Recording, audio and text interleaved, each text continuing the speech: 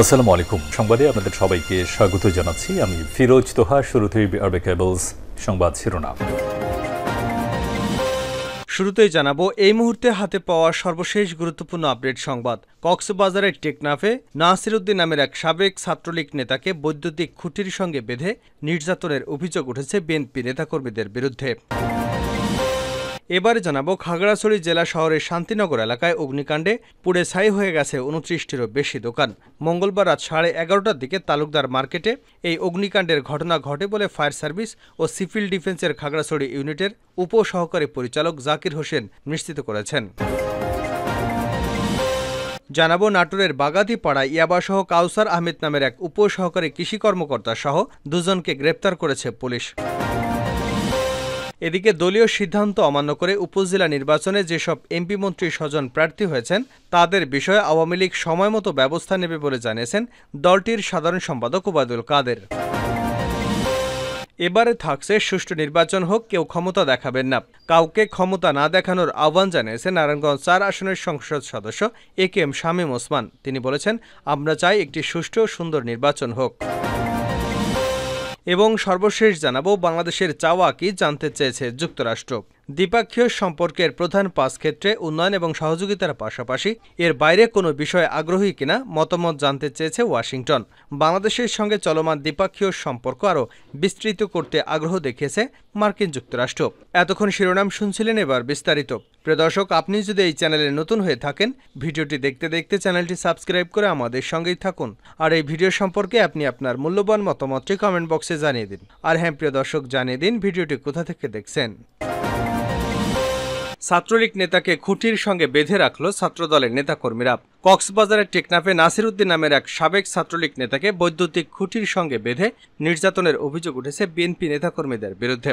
সোমবার দুপুর ৩টায় টেকনাফ হিনলা পশ্চিম শিকদারপাড়া এলাকায় এ ঘটনা ঘটে। ছাত্রলীগ নেতা নাসির উদ্দিন হিনলা ইউনিয়ন ছাত্রলীগের সাবেক প্রচার সম্পাদক। হিনলা ইউনিয়নের ৩ নম্বর ওয়ার্ডের ফুলেরডেইল এলাকার বাসিন্দা তিনি। ছাত্রলীগ নেতা নাসির উদ্দিন বলেন, কিছুদিন আগে ইউনিয়ন বিএনপির সাংগঠনিক সম্পাদক নুরুল আজিম আওয়ামী লীগকে কটাক্ষ করে পোস্ট করে। সেটি আমার চোখে পড়লে তার পোস্টের কমেন্টে প্রতিবাদ জানাই। এরপর থেকে আমাকে বিভিন্নভাবে হুমকি দিতে থাকে। আমি সেটি খুব সাধারণভাবে নিয়েছিলাম। তিনি বলেন, আমার ছোট বোনের বিয়ের দাওয়াতের কার্ড নিয়ে এক আত্মীয়ের বাসা থেকে ফিরছিলাম। হিনলা পশ্চিম শিকদার পাড়ার পৌঁছানো মাত্র ছাত্রদলের ১০ থেকে ১৫ জন আমার গতিরোধ করে মারধর করতে শুরু করে। আমাকে বাঁচানোর জন্য একজন এগিয়ে আসেনি। হিনলা ইউনিয়ন পরিষদের চেয়ারম্যান এবং ইউনিয়ন আওয়ামী লীগ সভাপতি রাশেদ মোহাম্মদ আলী বলেন, একজন ছাত্রলীগ নেতাকে একটি স্টেশনের সামনে বৈদ্যুতিক খুঁটির সঙ্গে বেঁধে নির্যাতন করার যে জঘন্য আর কিছু হতে পারে না। ঘটনা শোনার পর আমরা ঘটনাস্থলে গিয়ে তাকে উদ্ধার করি। এ সময় অপরাধীরা পালিয়ে যায়। আমরা এই বিষয়ে আইনি ব্যবস্থা গ্রহণ করব। জানতে চাইলে হিনলা ইউনিয়নের ছাত্রলীগ সভাপতি হাফেজ নূর কামাল বলেন, উনি বর্তমান ছাত্রলীগের কোনো কমিটিতে নেই। আগের কমিটিতে প্রচার সম্পাদক ছিলেন। খুঁটিতে বেঁধে নির্যাতনের বিষয়ে কিছু জানি না। টেকনাফ মডেল থানার ওসি মোহাম্মদ ওসমান গনি বলেন, আমি শুনেছি ফেসবুকে পোস্ট করা নিয়ে তর্কের জেরে এ ঘটনা ঘটেছে। আমরা একটি অভিযোগ পেয়েছি। আমি নিজেই সরেজমিনে গিয়ে বিষয়টি তদন্ত করে দেখব। খাগড়াছড়িতে পুড়ে গেছে ২৯টি দোকান। খাগড়াছড়ি জেলা শহরের শান্তিনগর এলাকায় অগ্নিকাণ্ডে পুড়ে গেছে ২৯টিরও বেশি দোকান। মঙ্গলবার রাত 11:30টার দিকে তালুকদার মার্কেটে এই অগ্নিকাণ্ড ঘটে বলে ফায়ার সার্ভিস এবং সিভিল ডিফেন্সের খাগড়াছড়ি ইউনিটের উপসহকারী পরিচালক জাকির হোসেন জানান। এতে কোনো হতাহতের ঘটনা ঘটেনি। জাকির হোসেন বলেন, খবর পেয়ে ফায়ার সার্ভিসের ৫টি ইউনিট ঘটনাস্থলে পৌঁছে আগুন নিয়ন্ত্রণে আনার চেষ্টা করে। তবে পানির সংকটের কারণে আগুন নিয়ন্ত্রণে আনতে বেগ পেতে হয়েছে। পরে প্রায় ২.৫ ঘন্টার চেষ্টায় আগুন পুরোপুরি নিয়ন্ত্রণে আসে। তাৎক্ষণিকভাবে আগুন লাগার কারণ এবং ক্ষয়ক্ষতির পরিমাণ সম্পর্কে কিছু জানতে পারেনি ফায়ার সার্ভিসের এই কর্মকর্তা। তদন্ত করে বিস্তারিত পরে জানানো হবে বলে জানিয়েছেন তিনি। টিন এবং বেড়ার তৈরি তালুকদার মার্কেটটি বেশিরভাগই গাড়ির গ্যারেজ, একই সাথে মুদিমাল এবং চায়ের দোকান ছিল। আগুনে মার্কেটের ২৯টি দোকান সম্পূর্ণভাবে পুড়ে ছাই হয়ে গেছে বলে জানিয়েছে মার্কেট মালিক জাফর তালুকদার। তিনি জানিয়েছেন, মোবাইলে এক বন্ধু মার্কেটে আগুন লাগার খবর দেয়। এসে দেখি মার্কেটে আগুন জ্বলছে। ফায়ার সার্ভিস এসে আগুন নেভাতে নেভাতে সব পুড়ে ছাই হয়ে গেছে। তিনি আরও জানান, বৈদ্যুতিক শর্ট সার্কিট থেকে আগুনের সূত্রপাত হয়েছে বলে প্রাথমিকভাবে ধারণা করা হচ্ছে। ইয়াবাসহ উপসহকারী কৃষি কর্মকর্তা গ্রেপ্তার। নাটোরের বাগাতিপাড়া ইয়াবাসহ কাউসার আহমেদ নামের এক উপসহকারী কৃষি কর্মকর্তা সহ দুজনকে গ্রেপ্তার করেছে পুলিশ। মঙ্গলবার বিকেলে বাগাতিপাড়া উপজেলা পরিষদ সংলগ্ন কাউসারের ভাড়া বাসায় অভিযান চালিয়ে তাদের গ্রেপ্তার করা হয়। গ্রেপ্তার কাউসার আহমেদ চরঘাট উপজেলার হাবিবপুর এলাকার বাসিন্দা এবং বাগাতিপাড়া কৃষি অফিসে কর্মরত আছেন। আরেক আসামি ভ্যানচালক মাসুদ আলী একই এলাকার বাসিন্দা। বাগাতিপাড়া উপজেলা কৃষি কর্মকর্তা ভবসিন্ধু রায় বলেন, বিষয়টি জানতে পেরে ঊর্ধ্বতন কর্তৃপক্ষকে জানিয়েছে। দপ্তরের আইন অনুযায়ী যা ব্যবস্থা নেওয়ার সেই ব্যবস্থা নেওয়া হবে। বাগাতিপাড়া মডেল থানার ওসি পান্নু খান বলেন, গোপন সংবাদের ভিত্তিতে পুলিশ কাউসারের ভাড়া বাসায় অভিযান পরিচালনা করে। ঘণ্টাব্যাপী অভিযানে ২০ পিস ইয়াবা উদ্ধার করা হয়। তাদের বিরুদ্ধে মাদক মামলা করা হয়েছে।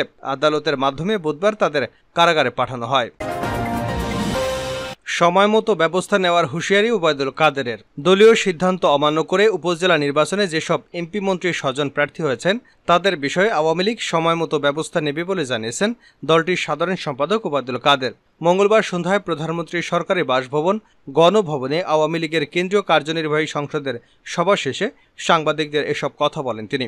বৈঠকে উপজেলা নিয়ে কোনো আলোচনা হয়েছে কিনা এমন প্রশ্নের জবাবে ওবায়দুল কাদের বলেন, না, হয়নি। নির্দেশ অমান্যকারীদের কোনো শাস্তি হবে কিনা এমন প্রশ্নের জবাবে আওয়ামী লীগ সাধারণ সম্পাদক বলেন, আমরা পরিস্থিতি পর্যবেক্ষণ করছি। আমি আপনাদের বরাবর একই কথা বলেছি যে সময়মতো ব্যবস্থা নেওয়া হবে। ৩০ তারিখে কোনো সিদ্ধান্ত আসবে এ বিষয়ে কিন্তু আমি কিছু বলিনি।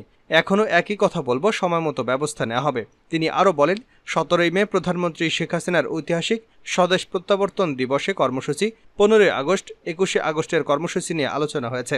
মূল আলোচনা হয়েছে দলের হীরক জয়ন্তী ৭৫ বছরের কর্মসূচি নিয়ে। এবছর আওয়ামী লীগের প্রতিষ্ঠা বার্ষিকীর হীরক জয়ন্তী জাঁকজমকভাবে আয়োজনের সিদ্ধান্ত হয়েছে। এ নিয়ে আমরা সম্পাদক মণ্ডলীর বৈঠক করব। বাংলাদেশের চাওয়াকে জানতে চেয়েছে যুক্তরাষ্ট্র। দ্বিপাক্ষীয় সম্পর্কের প্রধান ৫ ক্ষেত্রে উন্নয়ন এবং সহযোগিতার পাশাপাশি এর বাইরে কোনো বিষয়ে আগ্রহী কিনা মতামত চেয়েছে ওয়াশিংটন। বাংলাদেশের সঙ্গে চলমান দ্বিপাক্ষীয় সম্পর্কে আরও বিস্তৃত করতে আগ্রহ দেখিয়েছে মার্কিন যুক্তরাষ্ট্র। তারই পরিপ্রেক্ষিতে মঙ্গলবার ঢাকায় অতিরিক্ত পররাষ্ট্র সচিব ডক্টর মোহাম্মদ নজরুল ইসলামের সভাপতিত্বে বাংলাদেশ যুক্তরাষ্ট্র দ্বিপাক্ষিক সম্পর্ক নিয়ে একটি আন্তঃমন্ত্রণালয় সভা হয়।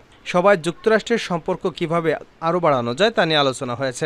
সভায় অংশ নেওয়া একাধিক কর্মকর্তা জানান, সম্প্রতি মার্কিন যুক্তরাষ্ট্র বাংলাদেশের সঙ্গে দ্বিপাক্ষিক সম্পর্কের ৫টি প্রধান ক্ষেত্রে উন্নয়ন এবং সহযোগিতার সম্প্রসারণ, দুই দেশের চলমান অংশীদারিত্ব আরও ব্যাপ্ত করার বিষয়ে আগ্রহ প্রকাশ করেছে। যুক্তরাষ্ট্রের আগ্রহের ৫টি ক্ষেত্র এবং এর বাইরে বাংলাদেশ সরকারের আগ্রহের ক্ষেত্রগুলো নিয়ে মতামত জানতে তারা অনুরোধ করেছে। ঢাকার এক দায়িত্বশীল কূটনৈতিক বলেন, মার্কিন প্রেসিডেন্ট জো বাইডেন প্রধানমন্ত্রীকে যে চিঠি লিখেছেন সেখানে বলা আছে দেশটি কোন কোন খাতে আমাদের সঙ্গে কাজ করতে আগ্রহী।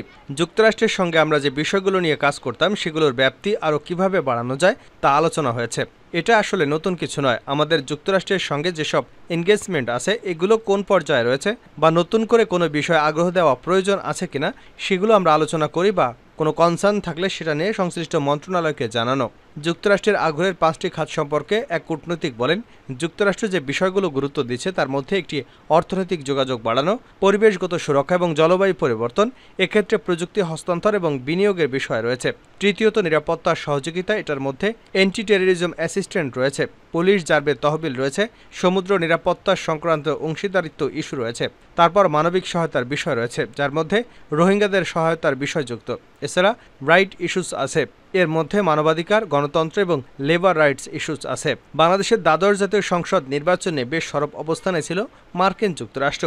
ভোট শেষে নিজেদের অবস্থান স্পষ্ট করে ওয়াশিংটন জানায়, নির্বাচন অবাধ এবং সুষ্ঠু হয়নি। পরবর্তী সময়ে ভোট নিয়ে নিজেদের অনড় অবস্থানে জানান দিলেও বাইডেন প্রশাসন বাংলাদেশের নতুন সরকারের সঙ্গে কাজ করতে আগ্রহ প্রকাশের কথা জানান খোদ ঢাকা নিযুক্ত দেশটির আলোচিত রাষ্ট্রদূত পিটার হাস। সঙ্গে মার্কিন পররাষ্ট্র দপ্তরের মুখপাত্র বিভিন্ন সময় সংবাদ সম্মেলনে একই বার্তা দেন। তবে বিষয়টি আরও স্পষ্ট হয় প্রধানমন্ত্রী শেখ হাসিনাকে লেখা মার্কিন প্রেসিডেন্ট জো বাইডেনের চিঠিতে মার্কিন প্রেসিডেন্ট বলেছেন, বাংলাদেশের অর্থনৈতিক লক্ষ্য অর্জনে একসঙ্গে কাজ করতে আগ্রহী তার সরকার। ফেব্রুয়ারির শুরুতে বাইডেনের চিঠির পর ওই মাসের শেষের দিকে ঢাকায় সফর করেন মার্কিন প্রেসিডেন্টের বিশেষ সহকারী এবং দেশটির জাতীয় নিরাপত্তা পরিষদের দক্ষিণ এশিয়া বিষয়ক জ্যেষ্ঠ পরিচালক এইলিন লাউবাখের নেতৃত্বে একটি প্রতিনিধি দল। ওই প্রতিনিধি দলে যুক্তরাষ্ট্রের আন্তর্জাতিক সহযোগিতা সংস্থা ইউএসএআইডির সহকারী প্রশাসক মাইকেল শিফার এবং যুক্তরাষ্ট্রের উপ সহকারী পররাষ্ট্রমন্ত্রী আফরিন আক্তার ছিলেন। আওয়ামী লীগের টানা ৪র্থ মেয়াদে সরকার গঠনের পর এটি যুক্তরাষ্ট্রের উচ্চ পর্যায়ের প্রথম সফর ছিল।